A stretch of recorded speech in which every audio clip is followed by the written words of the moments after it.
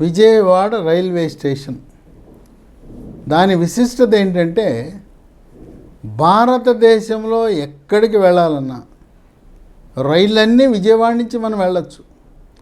ఉత్తర భారతానికి, దక్షిణ భారతానికి, తూర్పు ఎక్కడ కలకత్తా, బీహార్, అలాగే పశ్చిమ భారతానికి, భారతదేశంలో ఏ మూలకు వెళ్ళాలన్నా విజయవాడ నుంచి రైళ్ళు ఉన్నాయి.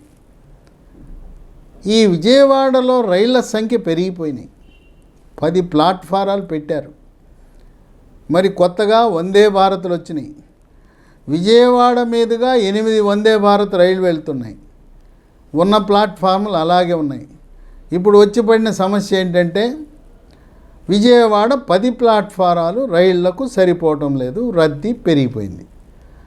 ఎక్కడ చూసినా అవుటర్లో నిలబెట్టేస్తున్నారు. అవుటర్లో నిలబెట్టడం వల్ల ప్రయాణం లేట్ అయిపోతూ ఉంది.